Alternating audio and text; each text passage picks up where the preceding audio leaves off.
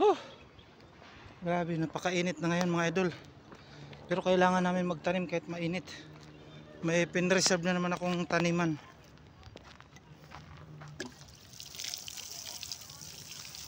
Sinuri, gawin natin. Ha? Sinuri. Siyempre, utos niya yan eh. Tatanim ako mga idol ng ng kalabasa. Tapos ito mga idol, bagong tanim ko to, upo. Yan. Bagong tanim ko na upo yan. Malapit ng malapit ng gumapang sa puno. Yung diniligan ko kanina mga idol, pagtataniman ko pa lang din ng kalabasa. Ito yung pagagapangan ko ng kalabasa mga idol. Yan. Diba? Yung mga binunot namin ng mga talahib, pagagapangan ko ngayon ng mga kalabasa. So nag-prepare lang ako ng butas para malambot na at may tubig na siya, bagong dilig.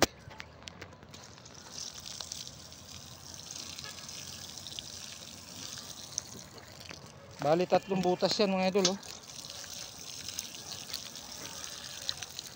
Diba? Ito pa isa. Yan. So pag nabasa na yan siya mga idol, sisip-sipin na ng tubig yan. Gagapang na yung kalabasa dyan, di ba? Napakagandang gapangan ng kalabasa, di ba? Yung mga binunot namin ng mga talahib, paggagapangan namin ng kalabasa. Di ba? So pag nakita mo mga idol, napakalawak na ng mga taniman namin dito. Ang daming nagtatanim, oh. Ayan, oh, di ba? Yung mga kasama namin, oras pa ng trabaho, nagtatrabaho pa kami kasi nagtatanim yung iba. Tapos yung mga tinanim ko mga idol, mga buhay na. Yung kagaya nung tinanim ko na kalabasa din, may tinanim din akong kalabasa dito. Ipakita ko sa inyo. Nika, mapakita ko sa inyo yung kalabasa na tinanim ko lang kaninang umaga. Mga 5:30 ng umaga tinanim ko na ito. Kanina lang. Ayan, oh. Ayan. Ayan, oh. Diba? Ayan pa isa, oh. Dalawa yan. Ayan, oh. Ayan yun. Ayan yung mga bagong tanim ko kanina mga idol, kaninang umaga. Tapos ito kugon din to. Mga inano namin kugon. Yung mga naipon namin na kugon. Tapos yung mga bagong tanim din, yung mga tanim din na bago ng mga kasama ko nandiyan dyan, oh. Ayan, oh. Diba? May tanim ng mga pating para sa mga halaman yan mga idol. Ayan. Ito gulay mga tanim ko dito. Di ba? Pinagapangan ko ng gulay. Pagagapangan ko to ng gulay, yung talahib na to. Yung inano naming gulay. Tapos yung tanim ng chewing ko mga idol, yung tanim ng chewing ko napakarami, halo-halo to. Okra, talong, tapos kalabasa at saka mga sili, kamatis. Ang dami. Nasa 300 na butas to. Ayan, oh. Yan. Yan, ang dami niya, no. Yan, oh. Dito niya pinagtatanim sa gilid ng pangpang kasi kailangan nakahilira yung mga okra dito. Mga gulayan. Hindi mo pa nadilig to, kuya. Wala pang dilig, ah. May tanim na ba yan?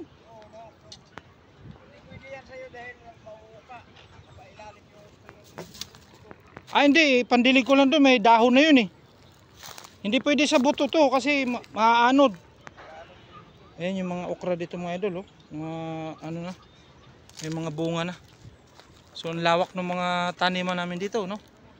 Ayan, may pating pa dyan, no. Diba? Ayan, tapos yan yung mga kasama ko, mga nagtatanim din dyan. Diba, no. Yan pa yung mga kasama namin, no. Yung mga talong ngayon kuya, ba't di pa pinagpipitas yan dyan, no. Nakalimutan nilang kunin. Ayan, no, pwede nang pitasin yan, no. Malalaki na iba, oh. Dapat pitasin nyo na yan. Kuhain mo na yan, Bern, no. Yung talong. May libre naman tayo pagkain bukas eh. Kaya nga. Ayun, oh, may talong dito, oh. Kaso bulok na yata yung talong dito, Bern, no. Kuhain mo na yan. Mamaya mapakinabangan pa na iba yan. Wala na naman yung bukas. Kaya nga, kuhain mo na. Ayun pa, Bern, no. pitasin mo na yan, oh. Sayang yan. Daming bunga yung mga talong, mga idol, eh. Ano? Maliliit lang yung ibang bunga ng talong. Kasi sobrang init, mga idol. Kailangan talaga diligin mo siya umaga't hapon. Ang dilig namin dito umaga't hapon. Kagaya ko, yung mga tanim ko doon, dinidilig ko din.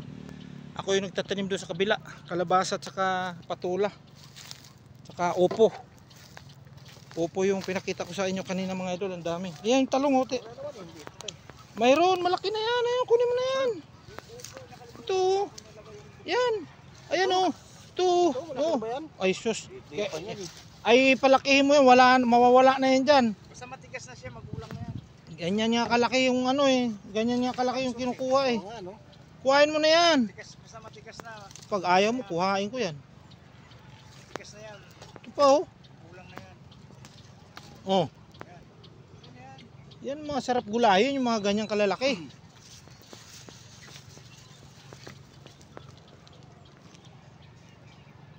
Na ano na. Yung sili, mga idol, napakarami talaga sili. Paparami kami ng ano, kamatis kasi medyo mahal ang kamatis ngayon, pero kailangan pang ano, padamihin, oh. Oh, may okra pa diyan. Okra at saka talong, pwede na yan. Haluan mo lang ng sardinas yan eh.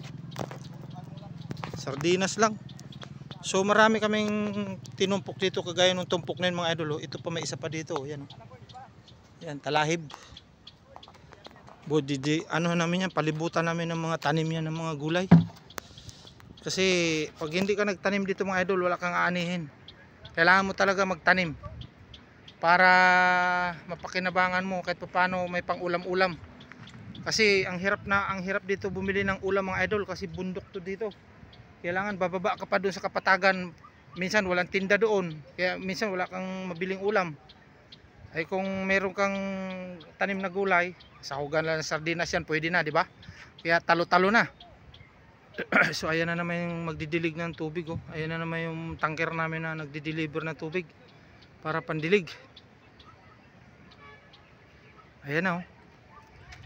Nakita nyo, mga idol, yung ano namin tanker, ayun, oh. Kita nyo, ayan, oh, may tanker doon na ano, pumasok, oh, ayun, oh, ayun, oh. Truck. Ayan, oh. Kitang-kita, no? Ayan yung ano, nagdadala ng tubig dito sa amin. Yan nagsusupply dito sa amin ng tubig para pang gamit, pandilig, pang CR, pang dilig. Kasi pag wala kang ano dito, tubig, naku, patay ka sa tirik ng araw ngayon, lalo na papasok na ang kurisma, papasok ng ano, tag-araw. Ayun, nagdidilig yung chewing ko dun, oh.